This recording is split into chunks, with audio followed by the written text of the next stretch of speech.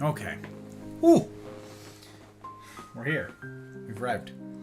Lurks look good now. Everything's pushing to where it ought. I'll be going to the right places. We'll see. Time will tell. Time will tell if that's actually true. Is chat capturing correctly? It looks like it is. Thank you guys for testing all the different platforms. I appreciate all of you with your multiple tabs. It means an awful heckin' lot. Rumble, Twitch, and YouTube. Thank you guys. In particular, thank you to all of you who are putting up with the ridiculous headache of having more than one open. More than one platform. That's crazy. Crazy awesome support. I appreciate it very much, and I aim to earn it. Yes, I do. Yes, I do indeed. Greetings. Salutations all. How the hell are you? How you doing, huh? How's stuff? How's things? How's it going? How's the stuff treating you? How's the vibes? Hope the time zones have been kind. I hope indeed for this. It's good indeed to have you guys in. I'm going to try to be fairly quick in getting to the material tonight because I fear that it is slightly longer. It's going to take me slightly longer to get through than I would have liked. So I'm going to try and get into it quick-like so I can get you, I can respect your guys' time and I can get you guys back to what was happening with your day before I came in and put a wrench in it. You know what I'm saying? Before I came in here and gummed up the works. So, yep, we're gonna try. We are gonna try.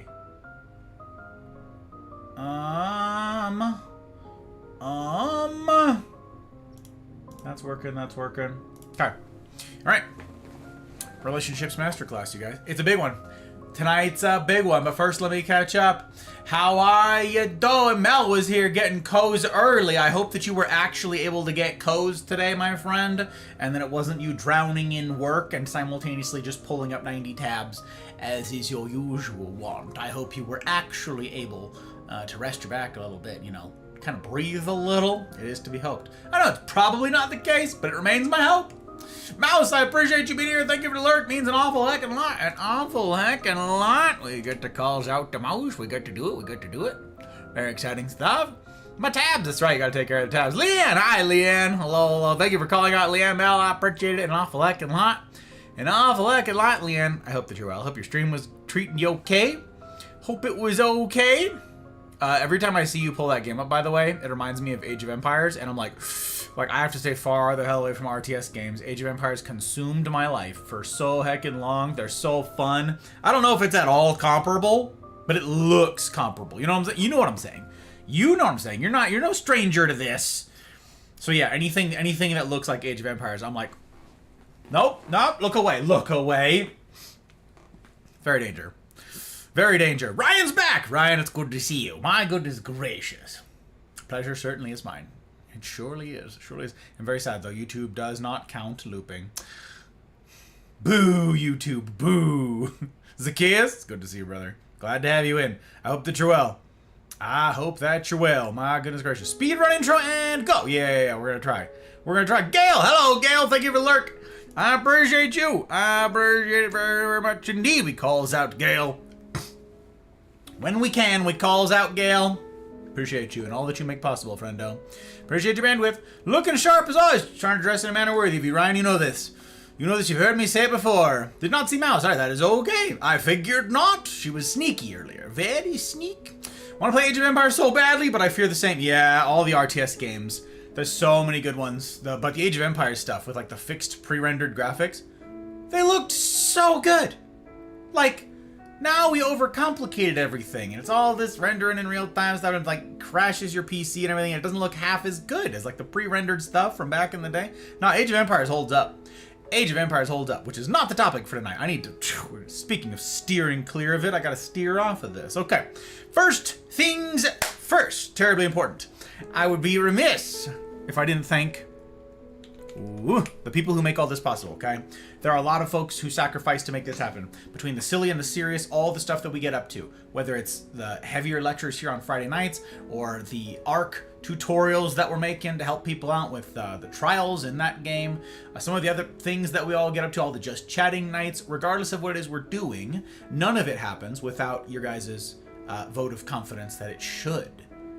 This is not a hobby. This is not a gee whiz, isn't it neat to try and do this in my spare time when I can swing it sort of deal. No, this is a full-time commitment from me. This is a full-time obligation to me. And you guys who have decided that it's a good one and it should exist are the reason why it does. The reason why it does yet exist. It's because of you.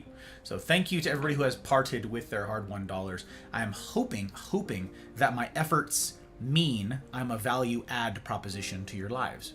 Again, between the silly or the serious, between both. I hope that I am a net positive impact, a net positive influence here on the world. And that's not hyperbole, that's just trying to make my mark a good one, you know, as opposed to the people who just want to make people's lives miserable because, you know, nihilism or some nonsense. So yeah, I'm grateful to all of you who facilitate that. You're the reason I get to keep trying. Fail, though I do, human.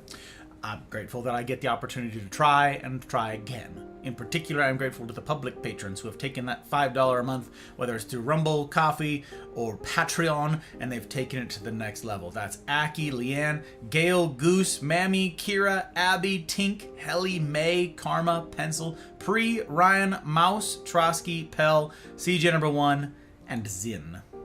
Thank you. Means an awful heckin' lot. An awful heckin' lot.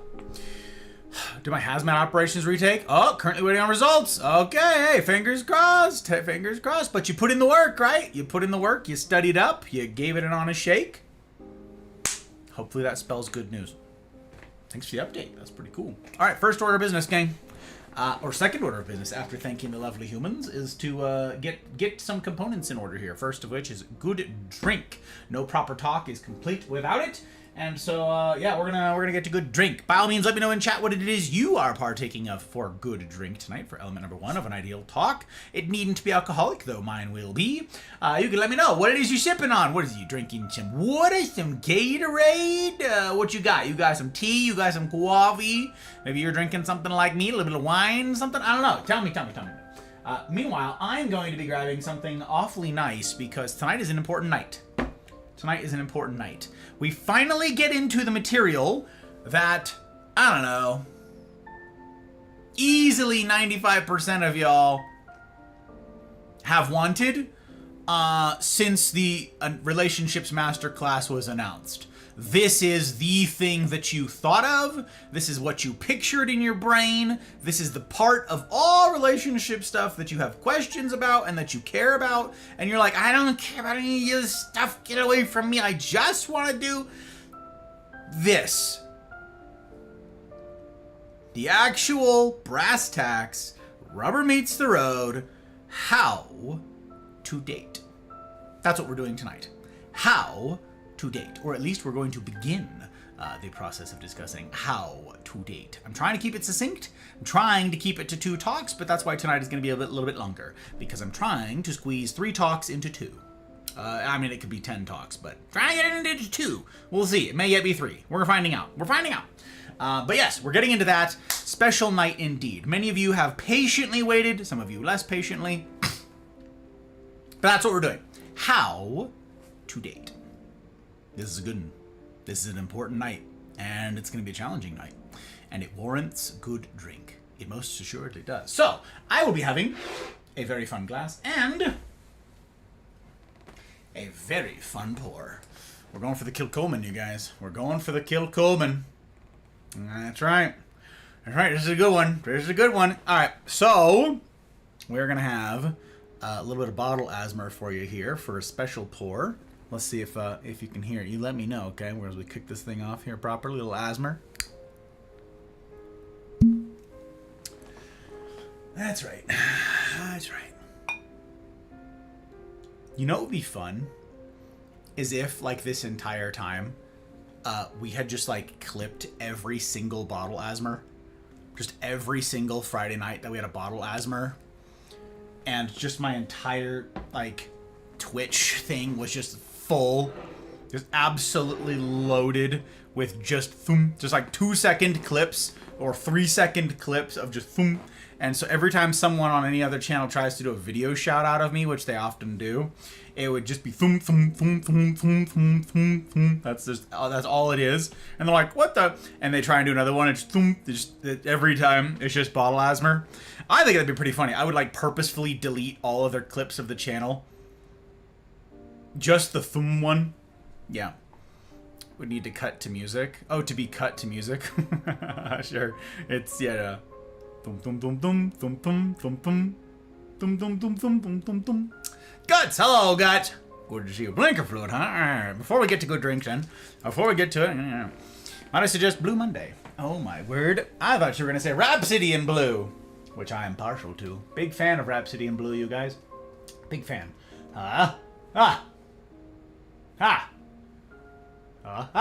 Okay. No, we needed the eye drop content. This is good, Guts. This is good. We needed it. We needed it. It's been a long heckin' 48 hours of me absolutely cramming to get stuff done for today. I have so much on my plate right now, and I absolutely could not tolerate the idea of delaying another night of talks. We need to get to the Relationships Masterclass. There are a ton of moving parts and a ton of other things going on, not the least of which are signups for the fall term of CNRs. Type in !CNR and it will link you to the video. Oh, you have to do that on Twitch because the alerts aren't working. Okay, anyways, you gotta link the thing on Twitch. Signups are going on right now for the fall term, which kicks off the first week of September. It's coming up fast. If you have questions, I made a short little video that explains a bunch of things, and I hope that you will go give it a look-see. Go watch that video. Go see... Hey, there it is. I appreciate it. Thank you, Ryan. I appreciate you punching that thing at Mel. I appreciate you trying. That's the one, Ryan. Thank you. This right here, that link, that will take you to the short YouTube video that I just put together last weekend explaining all the stuff and all the things. So whatever questions you've got, hopefully they're answered in there. But after that, if you have other questions, we will get them answered. All the links to the things are in the description of that video and throughout the video, so it should be comprehensive. It should all be all-inclusive, but that is coming up. We have a lot of moving parts for a lot of things, silly and serious. And so I'm grateful for the opportunity to try so many different things. But no, I was not willing to postpone this 1 week longer. So I needed to get back at it. And the benefit of having crunched for so many hours this week is that I'm also more or less prepared for next week's talk at this point too. I told you guys before, I try to get everything for how to date put together, and then it was just a matter of dividing it up. And so, yeah, I still need to clean up a few things, and I probably honestly made some mistakes tonight, which will become apparent as I begin the lecture. We'll see. But yes, I did not want to delay anymore. So, let's get after it. To you lovely humans, those who would part with precious time, those who would part with your Friday evenings to be here, of all the things that you could be doing with this time, the fact that you choose to sacrifice it for this, something terribly important indeed, it says a great deal about you. And I'm humbled to count myself in the company of such as you. It's no small thing. So, I'm humbled indeed that you'd be here.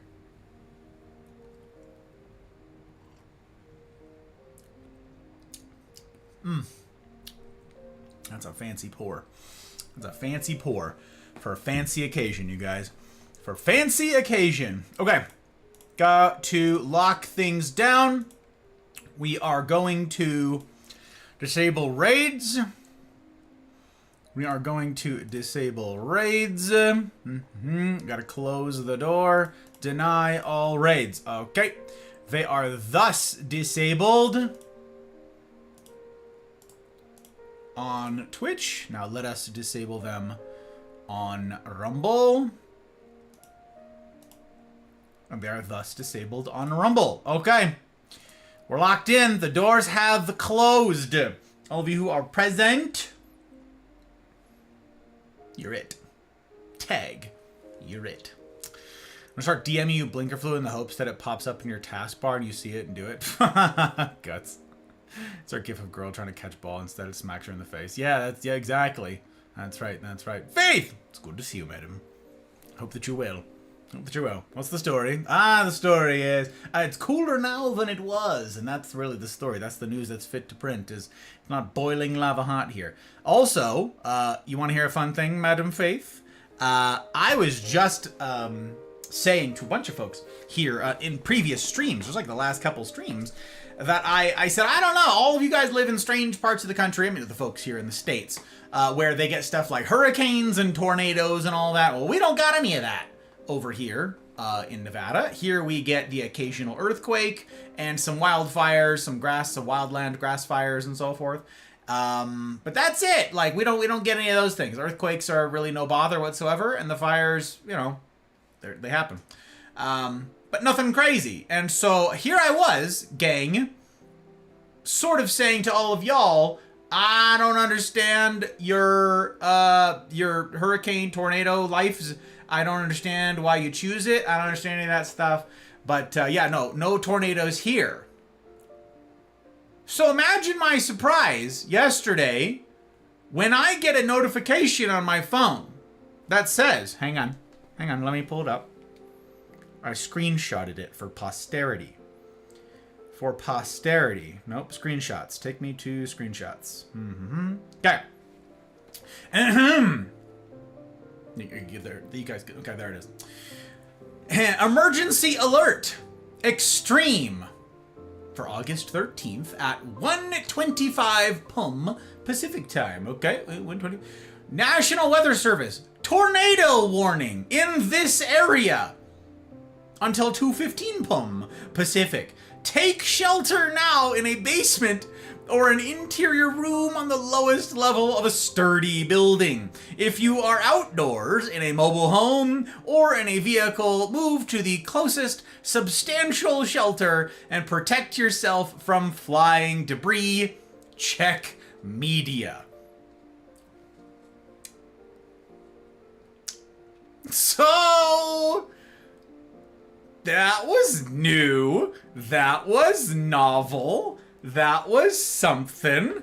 It was a first. Now, I've been in Texas before where I was like doing work with the Marine Corps. Like I was there for a long time. Okay, I've been in Texas, different parts of Texas too.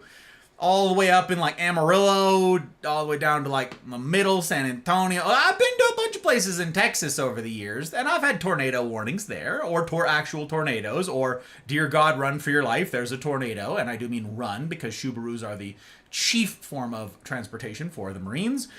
So yeah, like, I've been in that stuff before. Never have I ever dealt with that here. I have never had a tornado warning in Reno, Nevada. Now, I have since learned, because I looked it up yesterday, because the audacity, that we occasionally get a tornado in Nevada. It's like one per year, and it barely counts as a tornado, and it happens in the middle of absolute nowhere, in the middle of the state, where things are sort of flat and high desert, and that's it. But never do they happen here. And so when this alert went off and I told Hot Bride, we went, huh? And then it started raining real hard. And then it started hailing real hard. And we went, it says, get to your basement. Ain't nobody here got basements. Get to a storm shelter. There ain't no storm shelters. This place ain't built for that noise. Ain't nobody here dug 1 foot into the ground. Are you kidding me? I'm on the side of the Sierras. That's Lake Tahoe. A tornado. We got evergreen trees all around us. Like, this is this lush-ass valley. A tornado. So, all right. It wasn't as ridiculous and sexy as all that. It turns out that it did touch down, real tornado, actual, all right, technically a tornado, touched down to the east of the Great Basin. That's what this valley is called. This valley that Reno is in. Reno, Sparks, all that. It's a giant basin, okay? It touched down to the east on the other side of that big old mountain range that we can see. Those of you who've seen the house tour can see our sort of view looking east, because that's what the view is at the start of that house tour video. You could put, if you don't know, exclamation point tour, and it'll pull up the house tour, and you get to see our sort of view. There's a mountain range way the hell over there. The tornado was on the other side of that. And it touched down in a rural as hell, middle of nowhere sort of place. And it sounds like it was on the ground for maybe 10, 12 minutes. And it didn't do any, like, harm or anything. And the meteorologists who were, like, talked to about it were like, oh, yeah, I mean, technically it's a tornado. And, you know, yeah, the weakest tornado possible. But technically it's a tornado. Which, hey, even the weakest tornadoes, their winds move at 100 miles an hour. So it ain't nothing. But to our knowledge, no one and nothing was hurt. It was outside of this itty bitty little town heading out east. There was a chance that it was like going to roll over 80, which would have kind of been a big deal. And there was a chance that it would have continued on to USA Parkway, which would have been a huge deal because there is massive industry there. Hugely expanding area. That's where the Tesla Gigafactory is. That's where the Panasonic factory is to make the batteries for Teslas. And so, yeah, like there was a lot going on out there at USA Parkway. It did not get that far, not even close. So, yup, there was a tornado. And we were both like, huh. And then we got some, I don't know, I would say decent sized hail, but compared to what? Compared to what you guys have seen, all of you on the rest of the country? Yeah, no, that's not a thing. Nope. It wasn't like that. They were saying that out by the tornado, it was like half-inch hail, and that maybe it could have gotten it up to an inch hail. And I'm like, well, that's kind of cool. We didn't see any of that. So no damage here, except the delicate sensibilities of a handful of the plants that we have outside, because they're in the shame garden, because they've got pests. So the shame garden plants got beat up, and let that be a lesson to them. If they get pests, they get beat up by random tornado hail. But yeah, no, that was it. It dumped an inch of rain, which is a lot of rain for here. Caused flash flooding in a couple places, and yeah, that was interesting. Not here, because we're on the side of the mountain, so there's no flooding. It's not even possible that this would flood. So yeah, that was it. That's the tea. That's the news. That's the story. And now you know. I debated whether or not I should even tell you guys. So I don't want to give some of you the gratification. Some of you out there are like, how does it feel?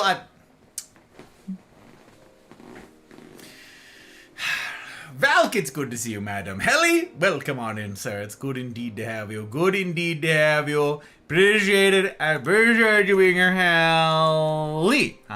Calls out Helly when we see him. Yeah. Yes, indeed. Okay, let me see. Wildfires, you Ray? Yeah, no. That's right. Ryan's gonna go out here and fight the fires. We do got a few. They all come from California, but we gotta deal with them. Just a 90,000 acre wildfire looming. No biggie. Yeah. It's ridiculous. We don't want your tornadoes. We don't need your tornadoes. We don't need your humidity. Well, that's hysterical. We don't want our bugs either. That's true. I don't want any of that crap. Y'all can keep it. Oh, yeah, be grand. Okay. You do know Ireland has always gotten the arse end of American hurricanes? Yes, and England is burning to a crisp. The temperature, 100 degrees, wildfires. I didn't know they had wildfires, Faith. I'm not gonna lie. I would not have expected that to be the norm, or even like expected at all in like the place that gets the most rain ever. Then again, Oregon and Washington State up here to our northwest get like more rain than everywhere else here, and they're both on fire. So okay, I guess that tracks. I don't know. Today I learned if a twister touches Reno at all, you may have to hunt for the coven that's summoning it. Yeah, someone did it. I'm gonna post a news clip of our grand Irish tornado in your Discord. Oh, play it by all means. Newscaster's a legend. Oh man, I do want to watch that thing. I will absolutely pull that up and save it for later. Absolute. I want to see. You guys got an Irish tornado? That's cool. That's cool. What makes it an Irish tornado? Is it full of potatoes? That's right. We're leaning in, you guys. We're leaning into that potassium-rich stereotype. Favorable conditions. We have ingredients for tacos. Warning. Actual tornado, a.k.a. we have tacos. Oi, it's ridiculous. Weather can be screwy sometimes. It's true. Mafia, arm your stickers. Oh my word, the stickers? It's happening. Ryan! Holy Ryan. Ryan's getting locked in, you guys. This is a big to-do. Ryan, I didn't get to warn you. And anybody else out there who may be considering joining the Mafia community Discord, be advised, the Mafia is a welcoming sort, and they tend to show that welcome via stickers. So expect your notifications to blow up for a week or 3 as people see that you've made your way in. It's a big to-do to do this life together thing. A big to-do indeed. But I digress. I digress. I digress. Faith asked, what's the story? And I needed to tell the story. But now we're going to get to the lecture. And as usual, that means I'm going to be holding forth for a stretch here. I'm going to be missing chat. And free for all from YouTube. I don't want to get copyright striketh. I have been hit by copyright strikes several times on YouTube right now, Madam Faith. I appreciate it, and I would. But no, YouTube keeps doing that to me. They really dislike me. Because I am streaming to YouTube right now, I get copyright hit if even like 2 seconds of a video plays. Yeah, that's also why I have to use copyright-free music, because I'm not doing the push to Twitch thing. Twitch doesn't care about most of it. Twitch lets you get away with all sorts of stuff. Rumble doesn't care if it's fair use. YouTube does care. YouTube will strike my channel. A robot will strike my channel, and there's no appeal process. And so I am on the verge, thanks to all of you guys who have participated and shared it around, and all of our new joins on the YouTube side of things. Our YouTube is on the verge of monetization. Because of the success of the last couple weeks with all of the ARC projects, we are on the verge of monetization. And I absolutely cannot afford another unlawful strike from that totalitarian, awful juggernaut. That unjust, machine-hearted, cannot be arsed to do the right thing YouTube. So yeah, I apologize. Bunch of yeah, I know, it's very frustrating. It's very frustrating. I actually just had an acquaintance today talking. He was asked, how come you're not streaming to YouTube? And he said that very thing. He's like, look, I can do all sorts of fun stuff and play this music and like jam with you guys, and Twitch doesn't care. YouTube does. And yep, that's why. Give me some hand tools, drip torch, and a map. I'll dig some fire lines and stop it. Oh, well, there's a lot of people doing that very thing right now, Ryan. There are a lot of people mobilized for the fires in North Reno right now. In fact, they just moved it to a... They just upped the category of it. Where now they're going to get special firefighters to come in and do whatever. They've upped the resources that are going to be allocated to this fire because it has the potential to do quite a bunch of terrible things. So, okay. All right. We're going to jump in. Again, I will not be able to see chat. I apologize, you guys. Grateful for you guys keeping it together, holding it down while I hold forth. So, okay, we're going to get after it. Thank you again to everybody who is here, who is partaking of this thing, and who is taking seriously the difficult things of life, like this, relationships. Important stuff indeed, important stuff indeed.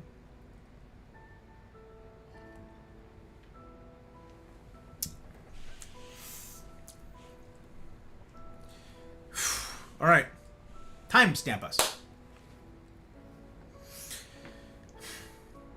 The Relationships Masterclass. Dating. Part 3. How to date. Dating, such as it is, has existed in similar-ish forms for basically all of human history. Until technology. Think about it. Before phones, folks either had to write letters, which means buying stationery, buying and writing implements, buying envelopes, sitting down and actually penning something intelligent and interesting and worth reading, and then traveling to a post office and then paying for postage in order that it might be sent. How bad do you want to date this person? Right. Alternatively, though, you could just visit them at their home, but now you need to dress up because you're going to be meeting her parents and visiting with them too. And yeah, that's again, I ask, how bad do you want to date this person? Why mention this? Yes, dating was logistically cumbersome back then, and things are much more rapid now. Is that your point, Gus? No. My point in describing all of that is that despite dating being faster and simpler, technically, than ever, no one knows how to date. In the previous talk in the Masterclass, we talked about who to date. We talked about the kind of person you ought to look for, which of course informs what kind of person you ought to be, or strive or work to be, in order to land such a person, such a prospect. We established the 3 C's in what to look for: cause, character, and chemistry. Very important stuff, very important. And if you missed it, definitely go back and give that a watch. But tonight, we're finally going to talk about what the overwhelming majority of y'all have been waiting for: how to date. And before anyone starts making assumptions, what I'm not saying, in mentioning the technology and all the rest, is that there is some golden age of dating, and we all need to move out to the countryside, start sewing our own clothes and churning our own butter, etc. Okay, no. Okay. Incidentally, we can't go back, even if we wanted to. But there are time-tested institutions in dating that we can look to in order to survive modernity's version of it. That said, I'm going to be straight with y'all up front. What many of you listening to this are hoping to hear is a step-by-step guide to follow. One that starts with your specific circumstances and ends in happily ever after. Alas, while a checklist like that works for building a car or painting a fence or any other project like that you might undertake, it doesn't work like that with humans. Because there are a lot of best practices.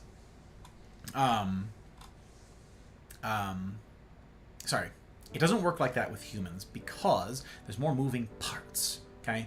While a checklist like that will work for those things, it doesn't work with humans. There are best practices, though, that will make it somewhat less miserable, that will make it somewhat less convoluted and ridiculous. Dating will always contain a good deal of unpredictability. So even if I, or anyone else, gave you an actual step-by-step guide for this season, it would just be a slightly amusing anecdote on how one person managed it once upon a time. I heard it once compared to sailing across the ocean, okay, on one of those ye olde ships. Every single voyage is different. You can't count on the predictability of the wind, the waves, or the weather. Okay? They're always in flux. So too is it true of dating. Which means the most loving thing that I can do to equip any one of you listening is to teach you how to use a compass. How to navigate using the stars. How to use a sextant. Put another way, I'm going to teach you about the fixed things in dating. The best practices.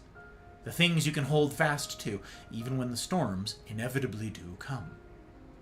And while we cannot do away with all of the wildness and fluidity of dating, following those best practices does allow one to mitigate the worst of that unpredictability. So whether you're new to the dating scene or you've been slogging through it for a decade, the next 2 talks are for you. So lock in. We got some ground to cover.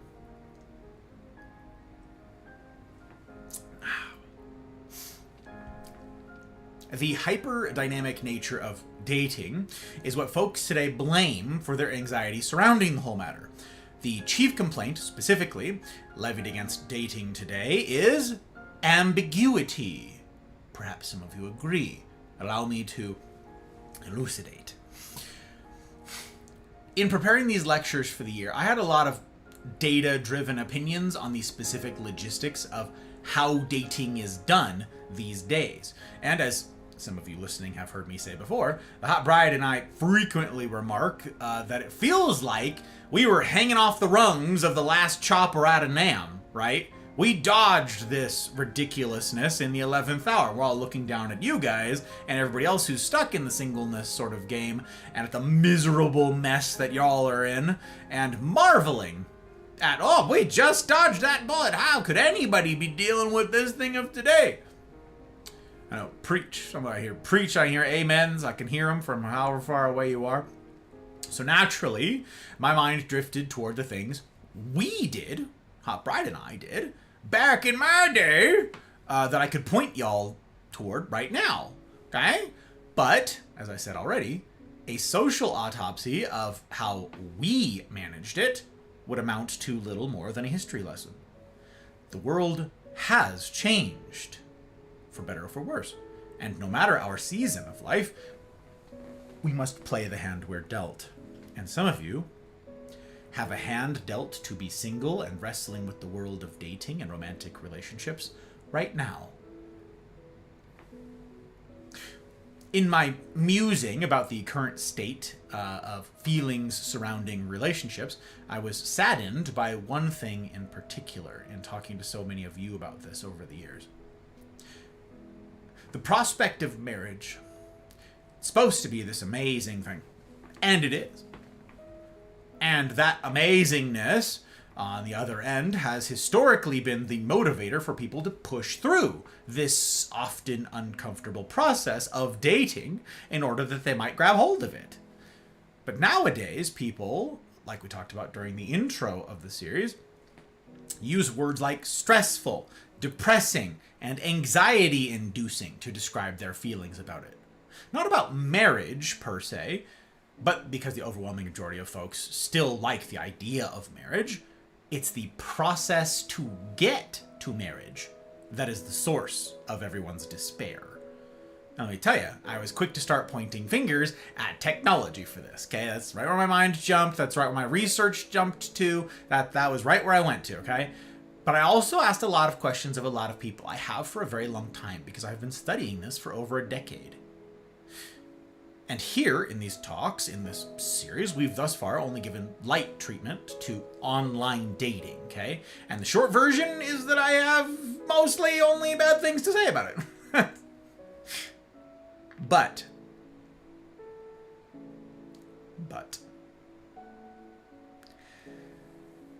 a lot of the people I've talked to who use or who have used online dating told me something strange. Something that was common, incidentally, to nearly all of the people I talked to who fit this description. Something that caught my attention.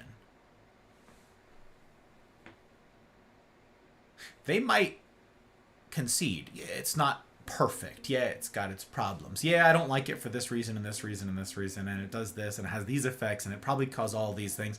And yeah, okay. But at least I know it's a date.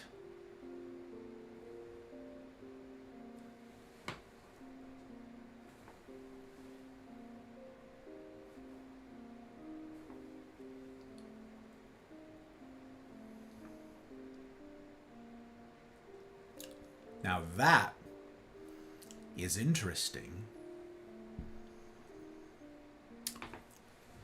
But let me back up a bit.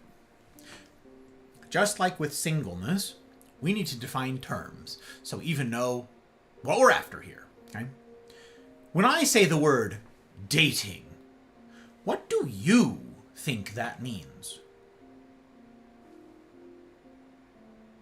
Not the definition I provided in the last lecture, or talking about this, going into the series here, okay? How have you conceptualized it all these years? Are you dating if a coworker pays for your coffee order? Is it dating if you go to the movies with someone? Is it a date if it's a group activity? Are you dating the person who you just had a one-night stand with? Is it a relationship status on your socials? Is it a state of being that you enter into by default once you've gone out to dinner with someone? Once you've met their friends? Once you've met their parents? Once you've moved in together? What about the person you've been living with and sleeping with for the past 3 years? Are y'all dating? What about the person you've had a kid with, but you haven't yet married? Are y'all dating? What do you mean by dating? One of the gifts that I have for you in this portion of the masterclass is clarity. And I hope to dispense some of that right now. And that starts with my reiterating the definition of what dating is supposed to be. The process of continually putting oneself in proximity to another for the purpose of evaluating them. I'm going to say it again. The process, dating, is the process of continually putting oneself in proximity to another for the purpose of evaluating them. As we start in with the how of dating, I want to briefly call your attention to a word in there I haven't yet made a fuss over in the previous talks or tonight. Process. Said the process of continually putting oneself in proximity to another for the purpose of evaluating them. The process. Dating is a process. The definition of process is this: a systematic series of actions directed to some end. That is, dating is not static. Dating implies movement. It implies migration from one place to another. And here's where I throw a wrench in an absolute ton of people's current picture or conceptualization of things. Dating is not a status. A status is fixed. A status does not move the way dating is supposed to. Dating is meant to include constant movement toward some end. That end is marriage. That's what it's for. It's an evaluation for the purpose of deciding with whom you ought link arms. There are no other options. That train has no other stops. I'm going to spend a lot of time on this idea in a bit here, but I want you to keep that in mind as we proceed. Y'all need clarity in what dating is, and y'all need to prioritize clarity in actually doing said dating, okay? Ambiguity is the parent of anxiety, and your drowning in anxiety will all but ensure your inability to date well. Much of our relational misery would evaporate if we could just be courageous enough to tell each other what we think, how we feel, and what we want. What we think, how we feel, and what we want. We need clarity in the process. We need 3 more C's. We need clarity in initiation, clarity in progression, and clarity in exiting, okay? The 3 clarities. First, clarity in initiation. While much of the dating scene has changed in recent decades and centuries, one thing has not. The burden for this particular point falls on us, men. Though a lot of lip service is paid to changing male-female roles or norms, the data consistently show that the overwhelming majority of women prefer men to initiate. Okay, that is certainly true and expected worldwide, but that is also true in the so-called progressive West. Okay? There are always exceptions, obviously, but the data consistently point this way. For the last 20 years, surveys show that only 10 to 11% of American women asked out a man in the previous year, okay? In the previous 365 days. 10%. All right? So whether you personally like it or not, women want men to initiate. Men. I understand initiating is difficult and risky, but so are meaningful relationships. So you might as well get busy getting acquainted with difficulty. I've got much more to say on this, again, in a little bit. But first, I want to give you some quick insights that might be helpful in you stepping up to that difficulty as it pertains to clarity in initiation. So, gentlemen, take notes. Most surveys, almost all surveys, okay? Every survey that's been done on the matter, formal and informal, including my own anecdotal inquiring, okay, found women's preferred method of being asked out is in-person, face-to-face. Okay, there you go. For your notes, okay, write this down. In-person, face-to-face. A distant second was today, in the last, 10, 15 years, texting. Okay? Distant second. And then after that, like a somewhat close to that third was call on the phone, but most people don't use the phone for calling anymore. Okay, but far and away, the most desired method, in person, face to face. Look into this person's eyes and ask a question. Okay? All right. Another thing for your notes here, terribly important, gentlemen, hope you're writing those down. They hate. I cannot stress this enough. Gentlemen, if you write down nothing else tonight, if you take away nothing else, if you are looking to add a woman to your life, I cannot stress enough. They hate across the board being asked to hang out. They hate those words. 201, they hate those words. Ne'er has a thing been more clear, it turns out, than this. Women hate being asked to hang out. What's the reason given? Because it's so vague and frustrating, they say. What even is this? What am I supposed to do with that information? Are we going somewhere? How long is it going to be? What am I supposed to plan for? What level of investment am I supposed to put into this? Am I supposed to read into it? They hate the vagary of hanging out. Hate it. And incidentally, when asked, would you prefer something like more formal? Something seems a little like dated, perhaps. Would you prefer the word date? When a guy asks you out, would you prefer that they employ the D word? Would you go on a date with me? The women said, yes, absolutely. Why? So at least I know what I'm signing on for, and at least I know how to dress. Can't make it up. They said, at least I know how to dress for the damned thing. What it is that we're doing here. Okay. That's it. Ask for a date face to face. A date. Use the word. Don't use something else. And dear God, avoid the phrase hang out like your life depends on it. The future of this relationship definitely does. Okay? Don't use hang out.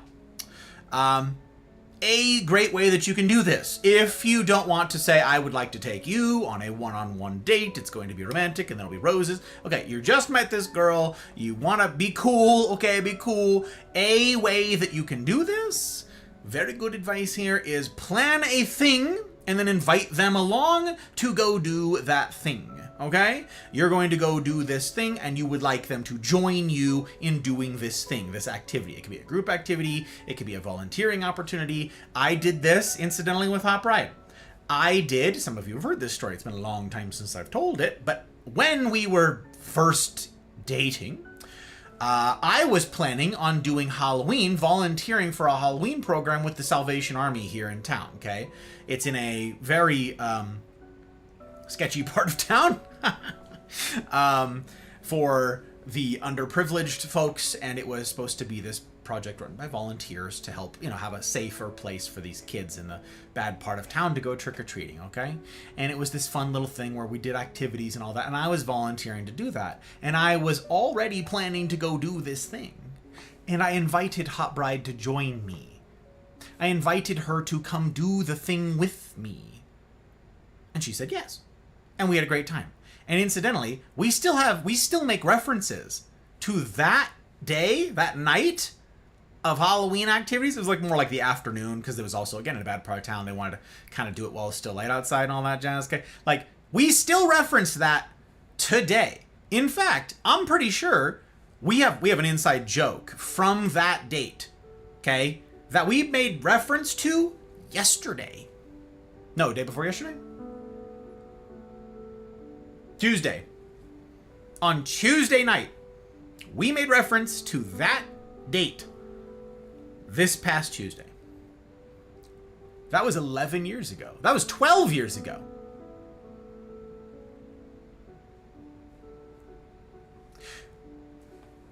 I was going on a camping trip with friends, okay? Several couples. We're going on this camping trip. We're going tent camping. And I asked her, would you join me?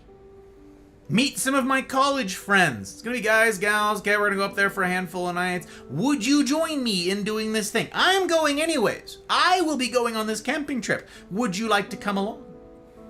Okay.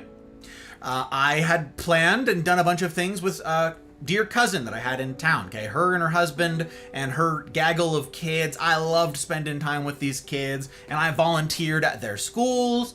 I helped with sports things with them. I volunteered my time at their programs and at their schools. I also went trick-or-treating with them several years, okay? And again, I invited, who is the gal who is now my bride, to join me in doing that. Come hang out with me and my cousins, my little second cousins running around, okay? Come and hang out. Come do those things. Notice the core theme here? Anything that you can do, gents, to reduce ambiguity, the better. Why use the word date? Because it clarifies things. It reduces ambiguity. It's not, what are we doing? What are the expectations? It's a date. Oh, well, okay. I guess I better do my hair. I guess I better, shower. Want to be presentable. Don't want to smell bad. What are we doing? Reduce ambiguity. Gentlemen. Reduce ambiguity. This is the first gift that you can give her. That of clarity.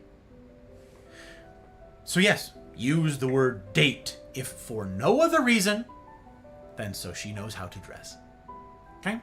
Now, after the date, okay, the date is concluded, whether it's a solo deal with the twos of you going out to dinner or whatever it is, or a group activity, all that. Okay, after that, now that you've been clear in initiating the date, okay, you said, this is a date, I would like you to join me in it. She says yes, you two go on the date. Congratulations.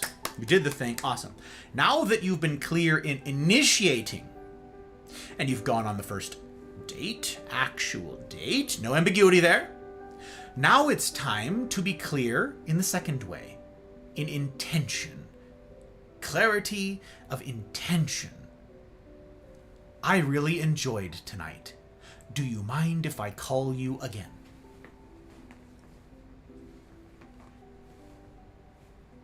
That's it.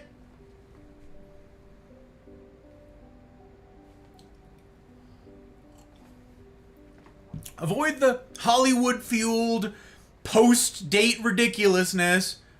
All right, we went on the date. Now is where I ghost them. I freeze them out for 2 weeks and keep them guessing. You know what I'm saying? That way, they got to keep them on their toes. That way, they're eager. They're waiting by their phone for me. Avoid all of that crap.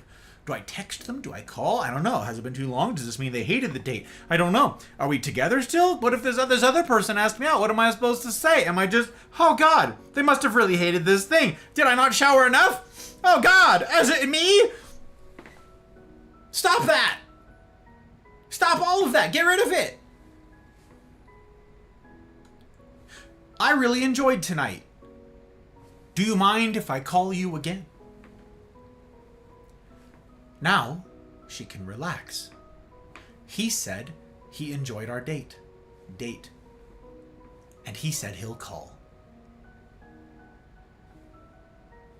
Gentlemen, to stress this again, the best gift you can give her here, okay, is this clarity.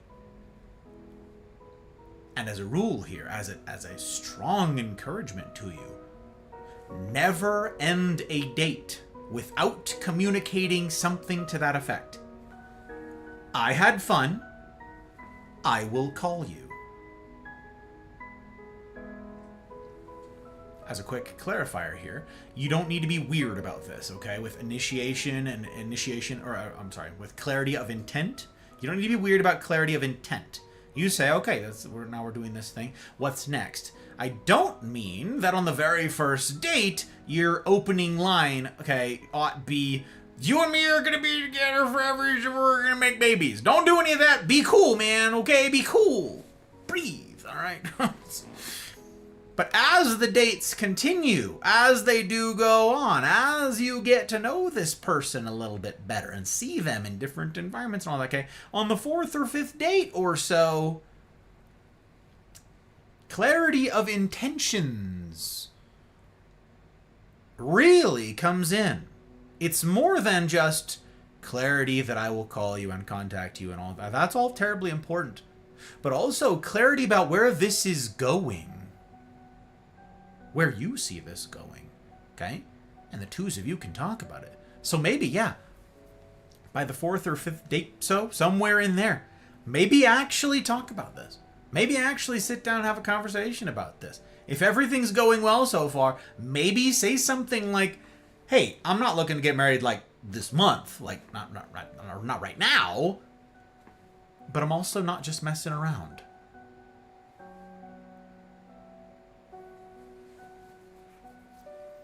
I'm not wasting your time. I'm not just fooling around with you. Okay, I'm not just playing games here. Now you've been clear with intention. So now she knows how she can respond to you. You have made it possible for her to know what is appropriate to respond with. What are we talking about here? You say, I'm not trying to waste your time. I am wondering if this goes somewhere. And now she can say the same. And she doesn't need to wonder if it's weird. She doesn't need to wonder if you're going to be put off by it. You have demonstrated clarity in intentions. But just so we're clear here, just so there's no confusion here, this is a two-way street. Ladies, leading is scary. Especially when you're new to it, okay? So, if you want men to step up in this way, then you need to reciprocate this form of clarity as well. Alright? I've many times seen men I know pacing and fretting because they don't know where they stand with a girl. Alright? Is she just saying yes to be agreeable? I asked the thing, and I don't know. She sort of said it in a weird way. She sort of fidgeted a little bit. Does that mean something? Am I supposed to... Does she actually like the things? The activities that I've put together for us to go on these dates? Does she like them? Or is she just, like, does she actually care? Did she actually enjoy herself? Is she secretly hoping I take a job on the other side of the world and then die there and she never has to see me again? Oh! The rule of thumb here, as usual, is treat them the way you want to be treated. And if you hate the ambiguity of not knowing where you stand, then don't inflict that ambiguity on them either. Be clear. Be clear. Guys and gals alike, be clear. So ladies, even if the guy who musters up the courage to initiate with you is not someone you're interested in, no design, you go, nope, not for me. Treat him how you would want to be treated. give him the gift of clarity from the outset. Will it be uncomfortable to let him down? Yes. Might you hurt his feelings? Yes. Are both of those things, though painful, far better than ghosting him and leaving him wondering? Absolutely yes. Absolutely yes.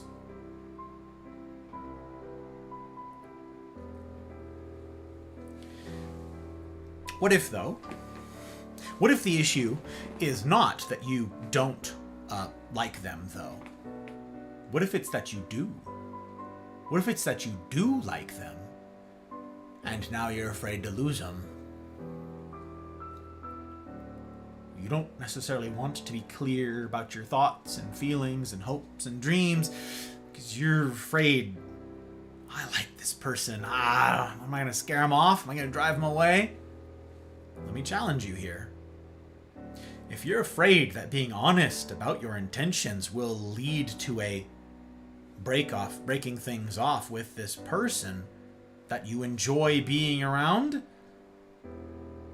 then you still don't understand what we're doing here. I'm going to say that again. If you're afraid that being honest about your intentions with this person, about where you see this thing going and how you feel about how this is going, if you are afraid that that will lead to breaking things off with this person that you've enjoyed the company of to this point, then you don't understand what we're doing with dating.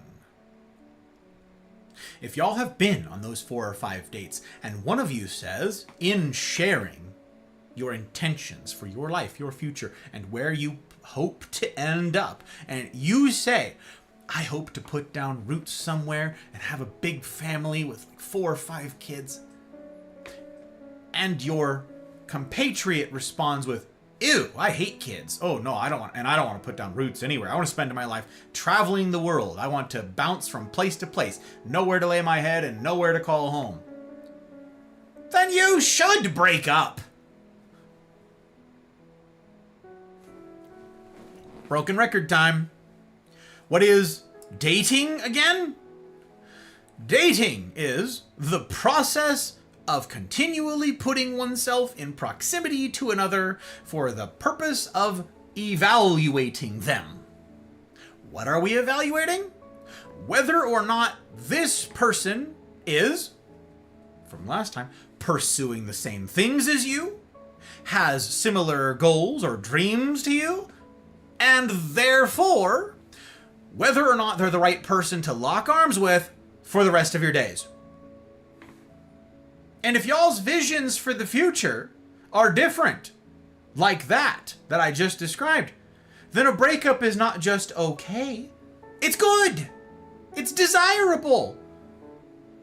And, incidentally, because of all of what you've done so far, y'all don't need to have a fight. There doesn't need to be drama. There doesn't need to be any blowout, breakdown, fall apart of like communications. You don't have to have a catalyst for this breakup. If you've been clear in initiating and clear in intent, then there is no drama. Drama, like anxiety, feeds on ambiguity. But you don't need any of that. Be clear from the first, and you can avoid this nightmare entirely. Okay? In fact, given what we've already covered, I need to reorient some of y'all's use of language around this particular bit. What do we mean? What did you hear when I used the term, and when you hear that someone is going through a breakup? What does that mean?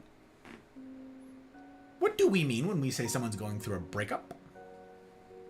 And why, when they do talk about it, does it so often play out, as it is in many of y'all's minds right now, so very much like a divorce? They're 2 different words with 2 different meanings. Why do they often play out the same? I'll tell you why. I'll tell you exactly why it plays out like a divorce. Because the people involved, where such is the experience, have enmeshed their lives inappropriately to that point such that the pain is inevitable, just like in a divorce. There is now ripping and tearing as you try to separate the joining of two lives, which is never clean. So, just a second ago when I said that, if y'all have been on those 4 or 5 dates, and one of you says, I hope to put down roots somewhere and have a big family, have 4 or 5 kids, and the other goes, ew, I hate kids, I want to spend my life traveling, okay? I said, you should break up. Remember I said that? That's a misnomer. And I wonder how many of y'all caught it. If you've done everything by best practices to this point, there is, I'm going to blow some people's minds here, if y'all have done best practices up till now, if you guys are understanding what dating is and the evaluation process is like, and you are actually putting to practice those things, there is no such thing as a breakup. It's not real. There is no change of status, which is what many of you thought it to mean. There is no change of status. What do you mean, Gus? How could you possibly say that? Of course there is. I was dating and I'm single. Dating is not a status. You can say, appropriately, accurately, with precision, you could put this kind of language to it. My evaluation of this person has concluded, and we've decided we're not a good fit for one another. And that would be accurate. That would be great. But nothing more. You were single when you began the evaluation of this person as a potential partner, and you're still single at the close of that evaluation. So, if you are suffering because of a breakup, as I myself, guilty, absolutely did for my first relationships, for all my first relationships, before I understood any of this, before I read any of this, before I studied any of this, before I looked at before I understood any of these things, when I lacked wisdom, absolutely I suffered because of every single breakup. If you, like past Gus, are suffering because of a breakup, then you're doing dating wrong. Just like I was. And the data bear this out. The perceived pain of a breakup, in all polling, all stuff that's been studied here, has a direct causal relationship. Not with how long the relationship lasted, but how intense the relationship was while it lasted, regardless of actual duration. If you're being intentional about dating and what it's actually for, then being clear about intentions will be neither as scary or as traumatizing a prospect as most people experience it to be. If you're doing this right, then you're not saying that the person is bad. You're saying the matchup is. Do you see it? Remember, it's about discovering whether or not this is the right person to do life alongside. If it's not a good fit, it's not a good fit. It's not an attack on them or an attack on you as a person. It's concluding the evaluation by acknowledging the mismatch. That's it. So allow me to put a very fine point on this. We need to be clear in communicating intentions. We need to be clear even if what I have to say in communicating those intentions is not what they want to hear. Naturally, then, comes our third kind of clarity here, where we provide clarity on exit strategy. Clarity in exiting is our third point. You can say, in providing this sort of clarity, you can say to this person, to this prospect, that you're doing this alongside, okay? You can say, hey, Just want you to know, if at any point along the way you feel uncomfortable with the direction of this thing, let me know and we part ways. Easy peasy. Nope, no pressure. What a gift! What a gift! And if each of you has done the honest-to-goodness legwork of best practices in singleness, again, go watch those if you haven't, then this will be far and away easier than if you haven't done that legwork. And then, if you've been clear also with initiation and clear with your intentions, then a breakup, as it were, will amount to little more than communicating, I'm comfortable with who I am, you're comfortable with who you are, we are not a great fit, have a nice life. The litmus test is this.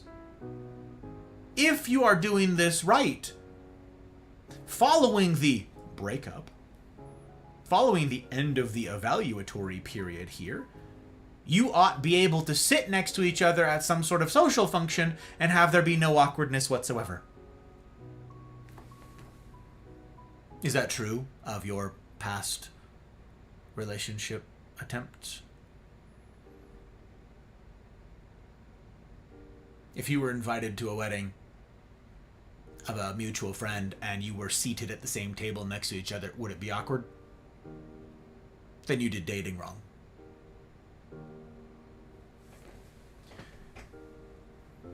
If you have a right, correct understanding of this person's value, as well as your own value, then the process of breaking up is as straightforward and drama-free as that. I'm chasing the things that matter in my life. You're chasing the things that matter to your life. Our paths don't cross. Or you're headed that way. I'm headed this way. Godspeed. Good luck out there. It was, hey, I really appreciate the dinner. I really appreciate the coffee. That was all really cool. Good. See ya. I'll see you around. The end. Now, isn't that far less intimidating than the bastardized thing that this has devolved into today? So to reiterate, we need clarity in the dating process. Clarity in initiation, clarity in intentions, progression, and clarity in exiting. Each of these three things can be difficult, absolutely. But, as I said earlier, so are meaningful relationships. So, guys and gals alike, we need to get acquainted with difficulty. I've got much more to say on that, but I'll be doing so in the next lecture. The next principle for dating that we absolutely need to clear up here is something I touched on a few minutes ago. Autonomy.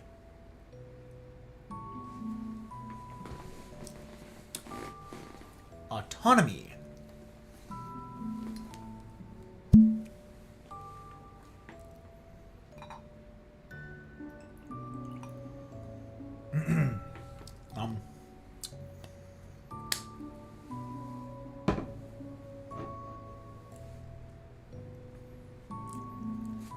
I'm going to irk some people with this, incidentally, talking about autonomy, which is ironic.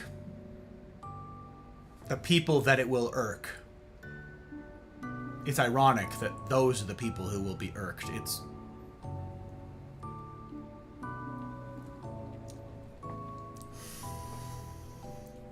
And though I'm going to irk some people with this, it is necessary to understand if you're to go the distance relationally today.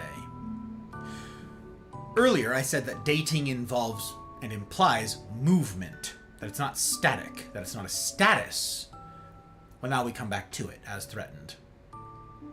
If you're asked what your relationship status is, the only possible intelligible answers are these: single, married, or single again, for those who are divorced or widowed. I'm going to say that again. Those are the three statuses. The three. single, married, or single again.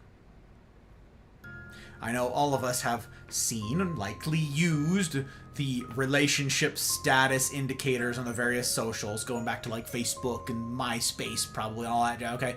In our lives, I know we have, okay? And I know that there are far more options than just those on those drop-downs. I recognize this, okay? I wasn't born yesterday. I also know that many folks from that drop-down choose the option, it's complicated, as your relationship status. And it's meant to be lightly mimetic. I know, I get some of that. It's a little bit of a well, they won't they? Okay. But here's where I piss some people off with the truth. No, it's not. It's not complicated at all. Your relationship status. It's not complicated at all. And your insistence that it is creating the very ambiguity that you lament in the world today. It's not complicated at all. If you're married, you're married. That status, married, communicates nothing about the quality of your marriage. It doesn't say that you are happy in your marriage or not, okay? But it does tell me and everybody else in the world all I need to know about how to treat you regardless of the quality of your marriage. Your status, relationally, informs how I relate to you, and how everyone else relates to you. That's what it does. If you're married, you're married. Not complicated. If you're divorced or widowed, you're single again. That status communicates something a little bit different, okay? That this isn't the first time you've been single, and that there's baggage there from the previous committed relationship, the previous marriage, okay? You had a ring on it, there was a covenantal relationship, that contract bond that was put into place, and you no longer are in that status, okay?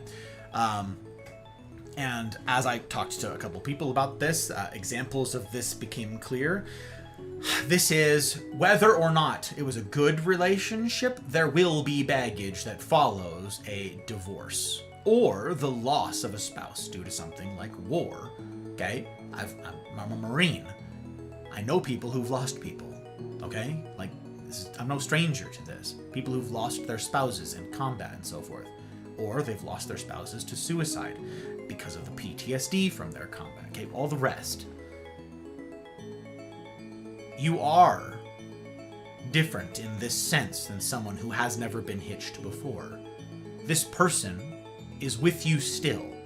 Whether they are lost to you and they were the love of your life, you will carry them with you. And they will be in your mind, in part and to some degree for the rest of your days. The loss of a person does not mean you stop thinking about them. Not necessarily. What if it was a terrible relationship and it was abusive? Then that will follow you too, as many of you have told me. And if you merely divorced, there's no such thing as a clean divorce. Two lives became one. The process of divorce is ripping the two apart. Your names were on things together. Leases, pets, children. Now there's shared custody, and okay, I get them on this every other way. Okay, this is the percentage custody, and holidays are a bit weird because I get them for this one. So it's not the same as you being single the first time. This time is different. This time is separate. But what that amounts to is different logistics considerations. Even still, it is a kind of singleness, okay? And it informs, again, how I relate to you. Okay? Finally, if you're single, you're single. Even if you're really into this person that you're seeing, if there's no ring on that finger, then you're single. To reiterate, dating isn't a status to sit in. It's a process to move through. It's not a rest stop to pause in for years. The road has a beginning and a fixed, not at all ambiguous destination. And we travel along that road for the express purpose of seeing whether or not we ought end up together. It is not a title that you grab hold of to feel safe. It is proximity for the purpose of evaluation.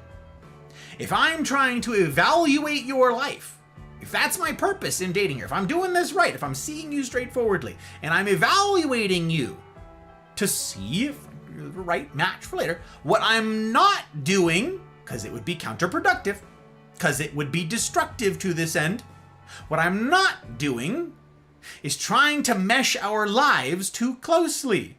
Doing so, again, only muddies the waters and clouds my evaluating. And yours too. Don't be out here trying to convince the other person to move to the town that you're in if it's long distance, or that you want to go to. You're not married. Until I pop that question and you answer in the affirmative, you have no allegiance to me. Historically, I've had a bunch of folks get super uppity when I say all this, as I'm sure is happening even now, because they fear the tension and stress that this lack of formal allegiance implies. Everyone wants the safety and surety of the resolution of this thing. The having a name for it, having a title, having a status, without the commitment that comes on the other end of popping the question. But here's a wild take, wilder than some of the things you've already heard me say tonight. That tension is good. It's there to propel you through the evaluating process. It's the increasing pressure to either get on or get off this bus. It's not fair of either of you to sit in the evaluation phase forever. It's not cute or sexy to waste someone's time. Are we serious about this or not? And yet, it's exactly what most people do. They trade clarity, which is a gift, for comfort, which is selfish. Clarity is other-focused. Benefits you too. Comfort is you-focused. Today, people enmesh their lives almost immediately, and then languish in the ensuing ambiguity for years, to the chagrin and frustration of everyone involved, everyone that this relationship touches, and, according to the data, particularly women.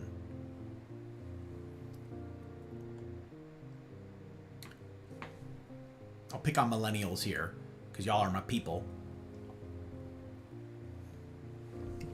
It's true of other generations, younger generations in particular as well.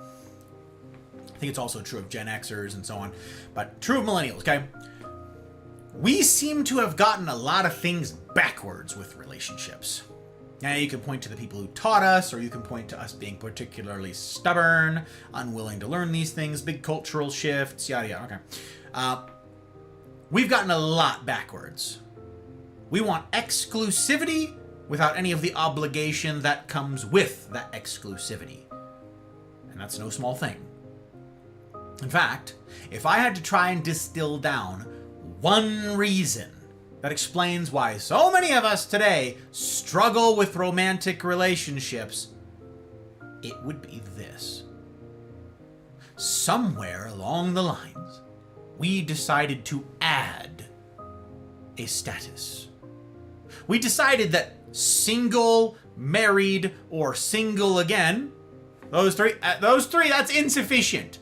Those three insufficient. Not good enough. We want an interim category called we're dating. We're dating. That's we want boyfriend or girlfriend. And what we communicate with those labels is this. We're more than platonic friends, okay? But we're not married. We're something else. We're a kind of hybrid. And this hybridization gives us certain privileges that being single does not, but comes without the responsibilities of marriage. And this is where we get into trouble. See, there are clear rules for the three actual statuses that exist: single, married, and single again. And those rules have existed and have been time-tested since time immemorial. For instance, if you and I are both single, it's appropriate for me to ask you out on a date in order that we might evaluate one another to see if we're a good fit, right? Okay. And it's appropriate that the evaluation that follows is for the purpose of deciding whether or not we might join hands and do life together as co-equal partners. That's okay. That's if you're single, all that's good. Good deal. Check in the box. We're following the rules. But if you're married, you're married, then you're not a prospect. You're not an option for evaluation. Period. Oh, but my marriage isn't going so... You're married. You're not part of the pool of prospects for me to evaluate. Pretty clear, pretty straightforward. Check in the box. We all understand the rules. That's it. Those are them. Hey, are you single? Hey, I'm single. Evaluation. Hey, are you single? Oh, you're married? The end. Conversation ends. I don't get to evaluate you in this way for this reason. We can be buddies, we can be friends, we can be acquaintances, we can be coworkers. But that's it. The end. Those are the rules. This existed for thousands of years.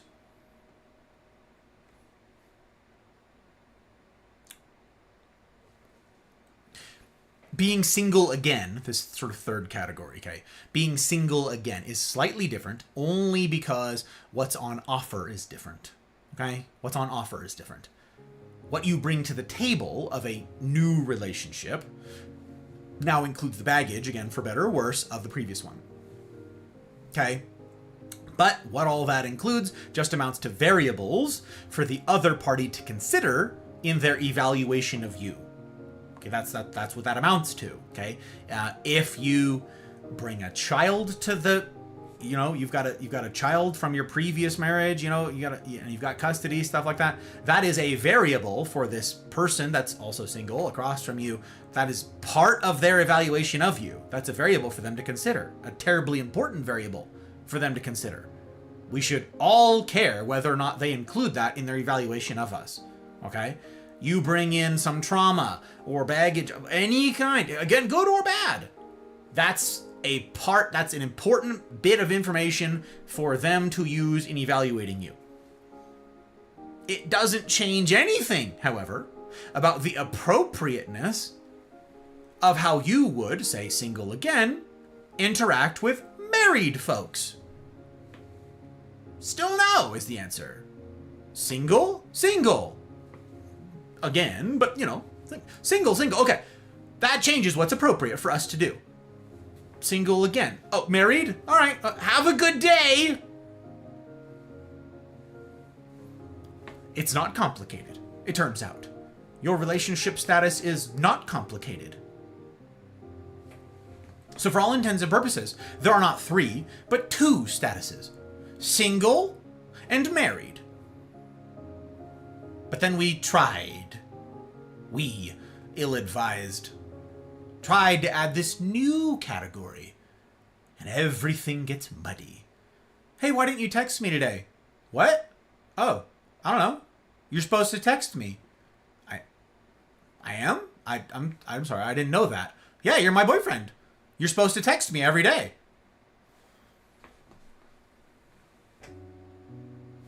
Says who?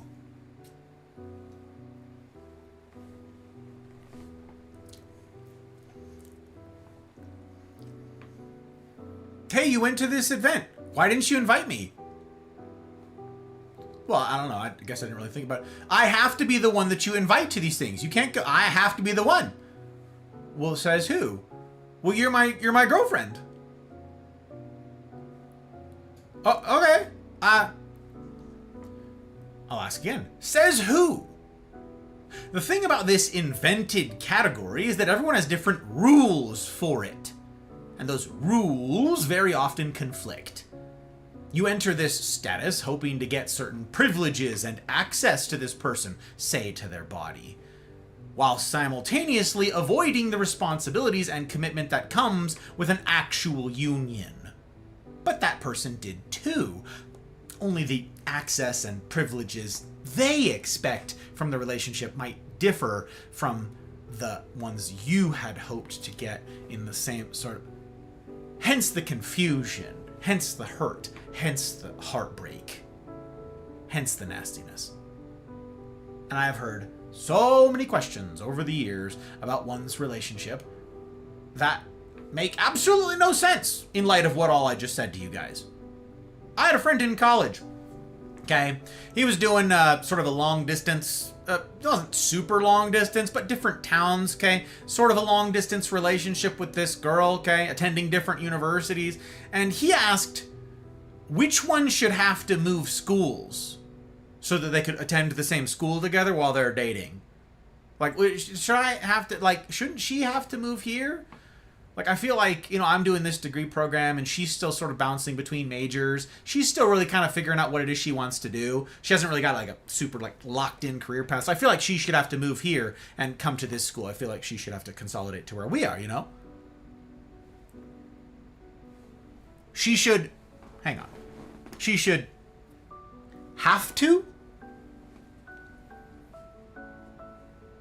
She should have to. Says who? Says what rule book? Does she have a ring on her finger? No. Then she has no obligation to go anywhere or change anything. Now, if you guys are having this discussion whilst dating, whatever that looks like logistically, you know, you're doing it over video calls, you're meeting once a month, whatever it is, okay? If she's in the course of your guys' talking, getting to know one another, like super disagreeable whenever y'all talk about the possible logistics of joining lives, like, you know, oh yeah, it'd be really cool to get married someday, and I would really love to like sort of stay in this town and all of that, and she's like, no, I have no intention of being in that town. No, I hate that town. No, thank you. Like, that is really valuable information for your evaluation. Yeah, right, isn't it? That's really good to know.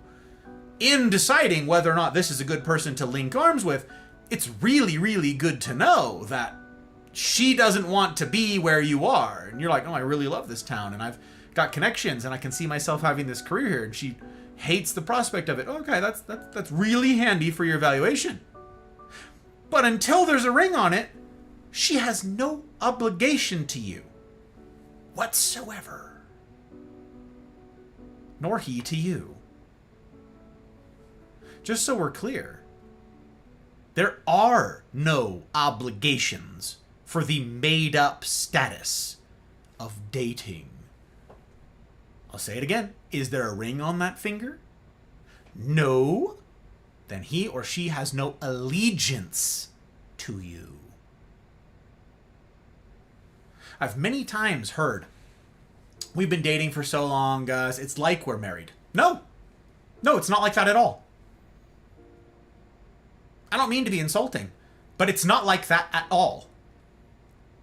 When you consider seriously, and I hope that you have, the gravity of what marriage is, and obviously we're going to give that treatment later in the series when we reach this season of marriage and talk about it then.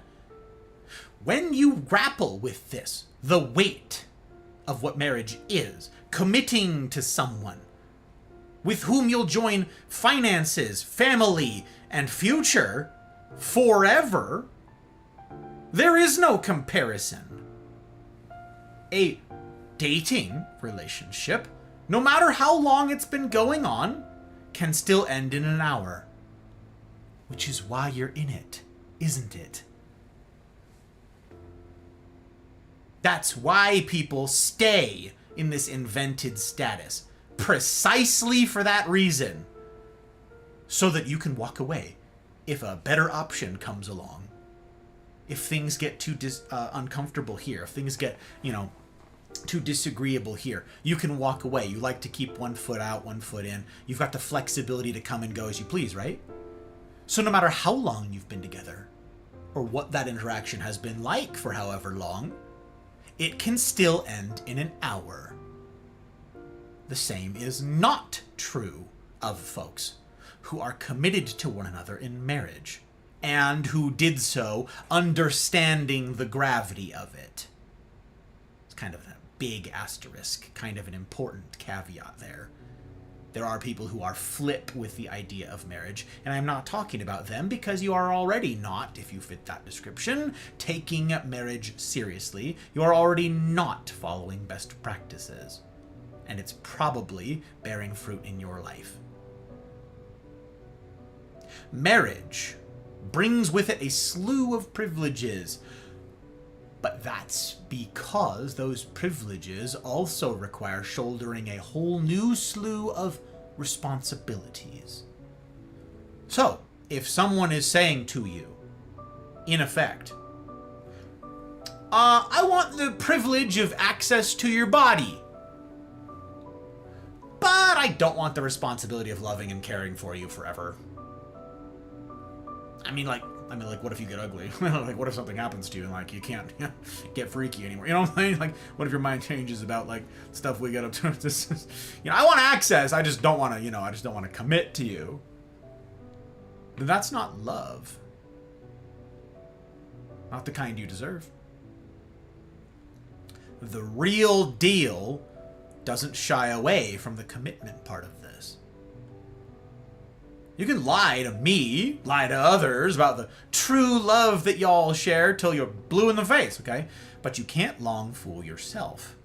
True love means taking on the responsibilities alongside those privileges. If you're getting access to this person's body while simultaneously avoiding any responsibility to care for them, emotionally, financially, whatever, then one of two things are true.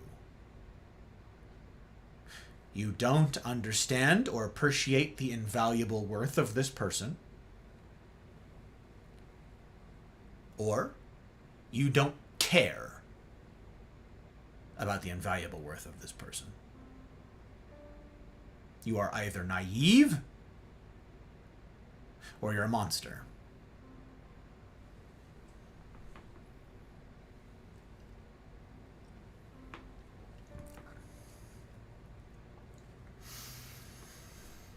I say it a lot, but that's because no one believes it the first time. For some folks, it'll take hearing it 100 times before it starts to sink in. You matter. You have meaning. You have value.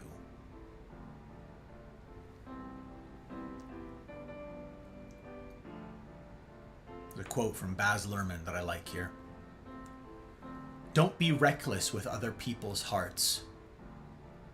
Don't put up with people who are reckless with yours. Some of you might well say, we've been talking for a while. At what point do we become exclusive? That's not the worst question I've heard. And you guys know I love brokering logistics quandaries.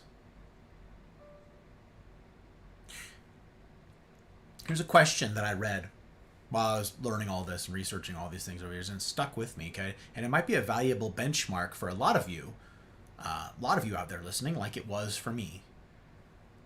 Here's the question about you and this partnership, this prospective partnership.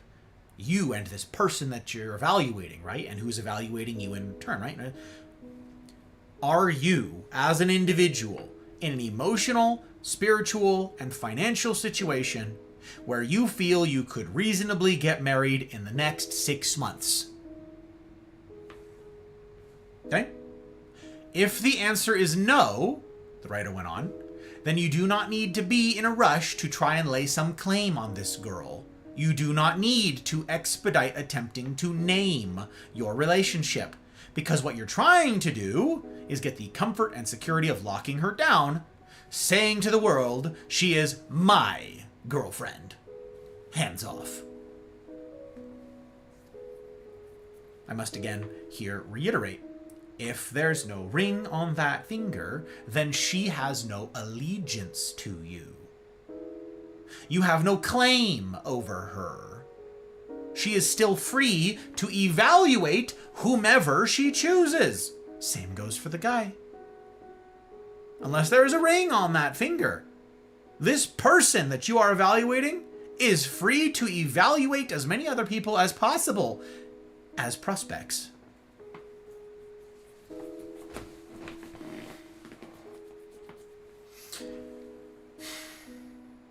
The resulting tension of this claim, you staking your claim on this person, okay? The resulting tension that comes from the lack of that, being able to stake a claim, plant your flag, should be there. That tension should be there. It can propel you along the path of evaluation. That, incidentally, is how I understood, and worked through my latest dating relationship. My most recent dating relationship, the one that incidentally ended my singleness.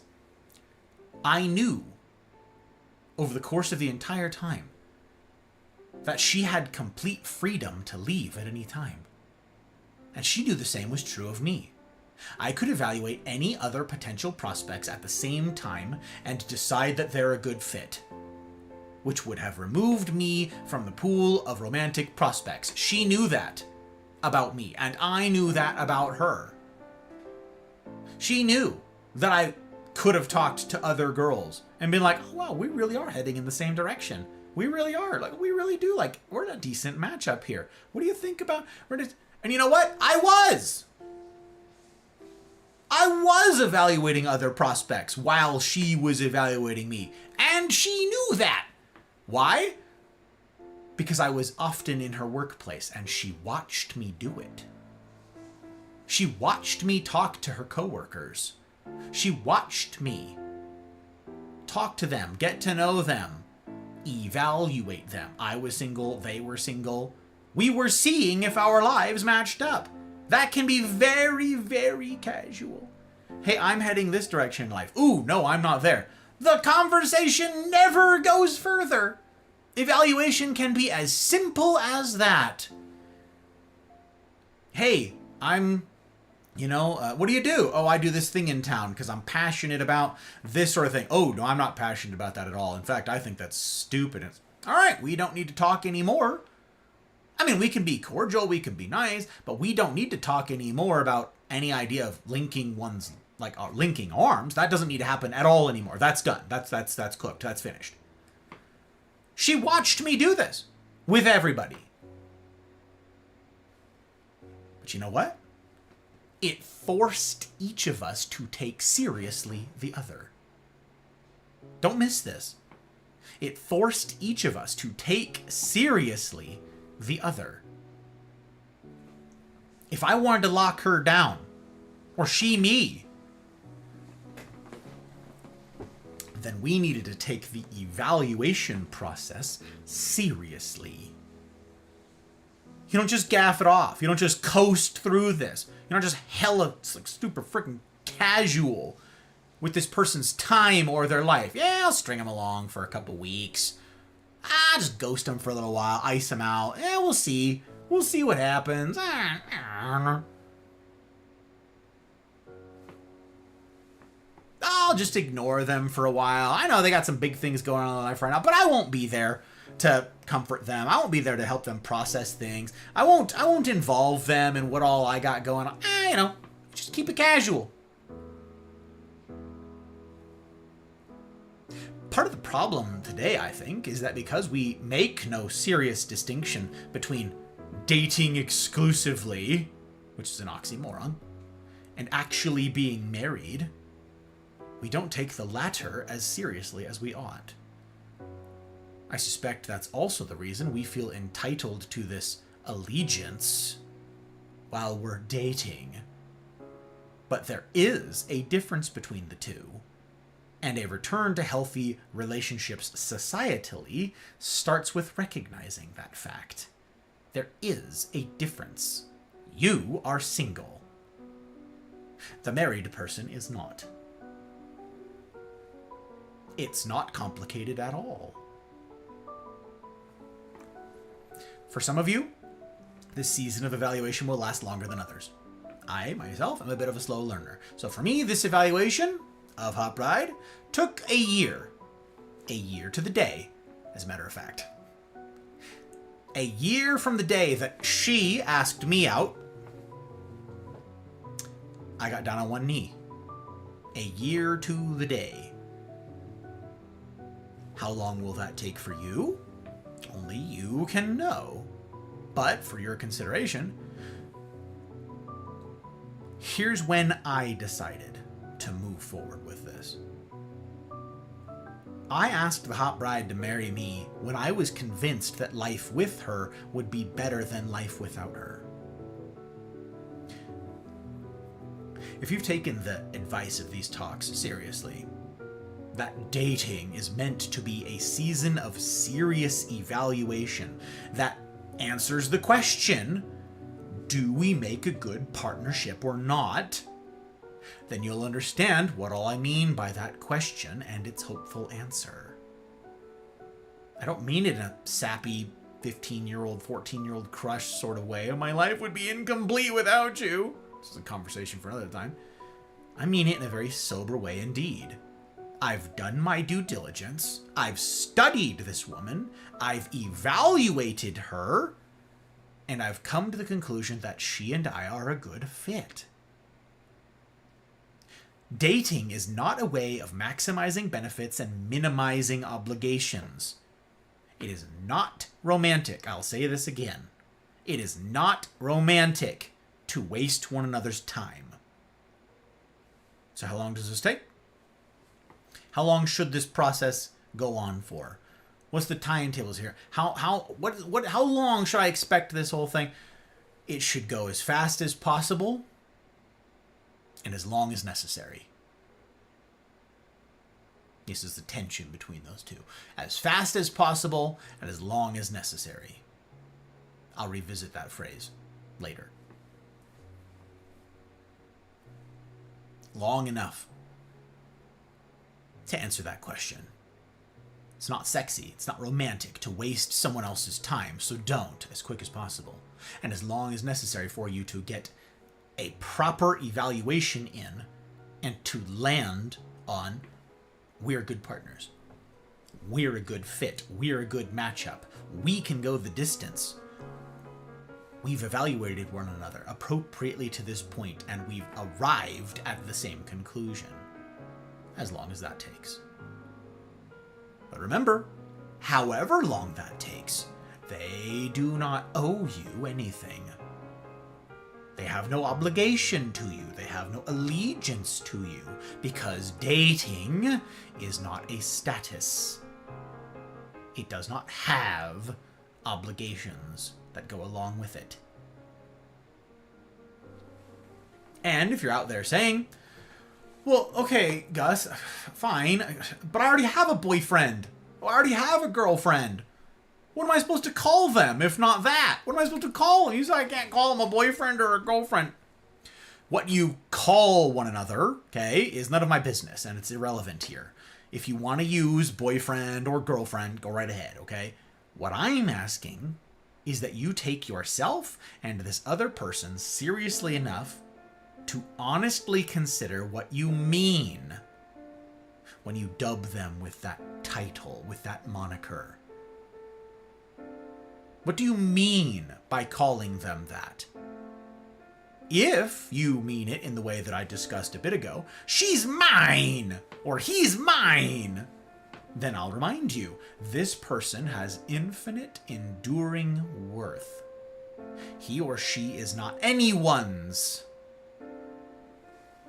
until there's a ring on it, literal or figurative.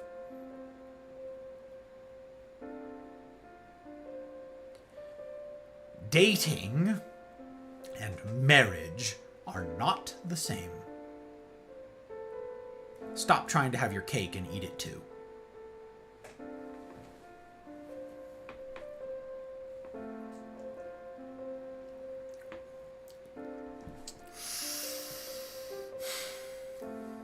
There's much more to say about best practices for how to date, but I've already hit you all with a lot tonight.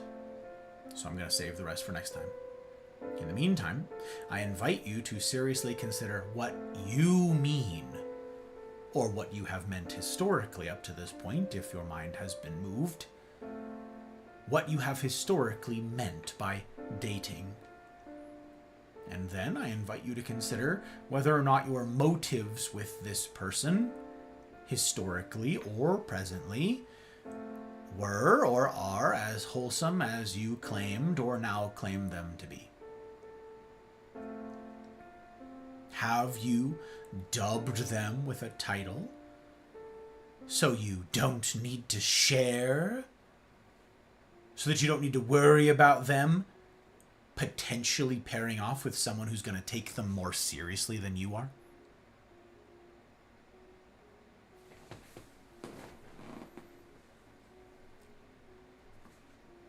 As fast as possible, and as long as necessary.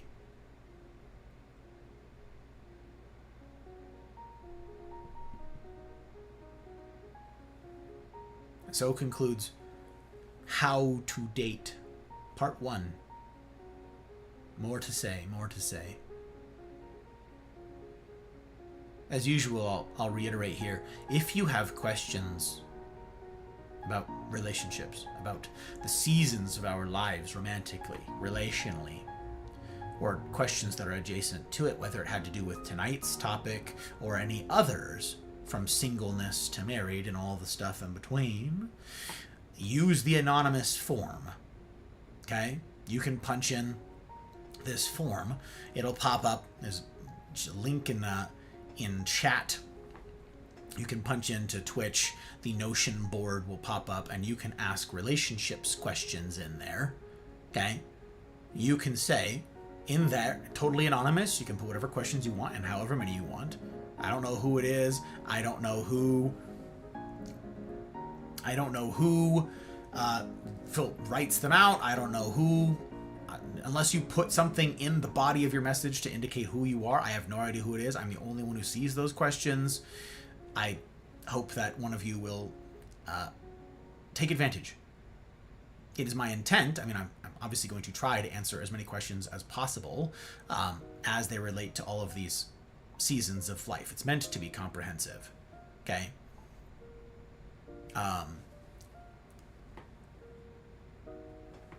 But use that questionnaire, put in your questions, whatever you've got, and if they're not answered in the body of this, if they're not answered in the formal lectures of this, it has been my want so far to address those questions, the random Q&A sort of things that may be adjacent to it that don't have their own space. It is my hope or it is my intent to have a night dedicated to answering the random one-offs so I can get to those as we close each season. So I answered all of the singleness and singleness sort of adjacent questions at the close of the singleness portion. I will do the same thing with dating as we round that out. So put in your questions. Just to make sure that the link hasn't changed here, let me just double check. The command should still work for this, but I don't know. It's been a little while since I've talked to you guys about all of this. And is my internet crashing? Why isn't it loading? Hello, police? That's not good.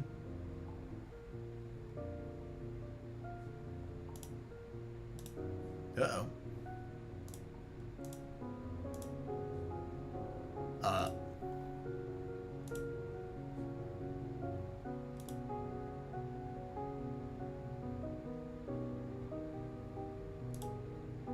Or things are just broken now. Yep, okay, my internet's not working. I guess I'm gonna close things down before things crash entirely. Thank you for being here. Thank you for being a part of this thing. If you want access to that board and you can't find it here on stream, if it hasn't been provided over in the side chat, I encourage you to join the Mafia Community Discord. Reach out to anybody with the title Consulente over in the side chat, okay? There's a title there. It's a perms thing. These are the folks who help me facilitate all this. They've got access to all the things, and they can point you in the right directions. So if you can't find the form there, they'll give it to you. Okay, and if they won't see your questions, nobody sees the questions but me. And so, yep, that's all those things. Again, I'm grateful for those of you who are taking this seriously, because your doing so means you're taking yourself seriously, someone I care about, and that you're taking the other seriously, this prospective other seriously, someone else I care about. That's no small thing in 2026. That's no small thing. None of this was easy. Nothing about this is easy. The world that you and I have grown up in has seen to that. You've been dealt a rough hand when it comes to relationships. We each have. But again, it's not ours to decide what that hand will be. It's just how we'll play it. So good for you. And accepting what is.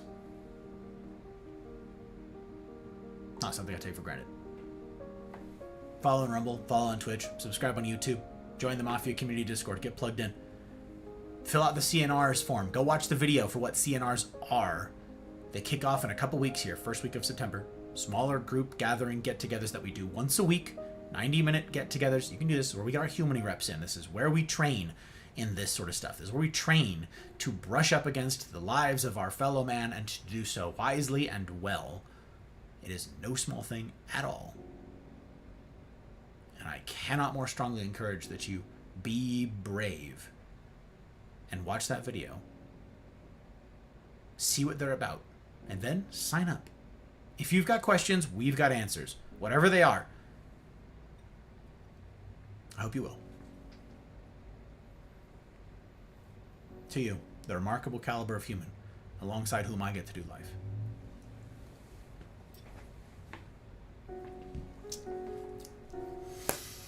Next streams are tomorrow. I'll be back tomorrow morning for a Just Chatting stream. If you have questions about this, questions about the CNRs, tomorrow is a great chance for you to bring them. Whatever questions you've got, bring them tomorrow, okay? Show up. Tomorrow, 10 a.m. Pacific time. I'll only be live for 90 minutes in the morning. I'll be live again in the evening. We're going to be finishing Doom tomorrow night. Actually, definitely finishing the game. But tomorrow morning, come to the Just Chatting stream. Bring your questions. Bring your concerns, your criticisms, your heckling. I am unafraid of them. In the meantime, I hope that time zones are kind to you guys. And that those of you who are running off to go stream and all that jazz, I hope it goes well. I hope it goes well. I'll see you guys tomorrow for a little more levity. A shifting of gears. What will it look like? What does it look like to get plugged into this Mafia project? What does it look like to do life alongside one another meaningfully? What does it look like to do so with intentionality? What does it look like to do so courageously? Come and see. Come and see. And as ever, I will strive to see that it's a decision that you don't regret. In the meantime, I wish for you each marvelous evenings, mornings, wherever ye be. And I will see you on the other side.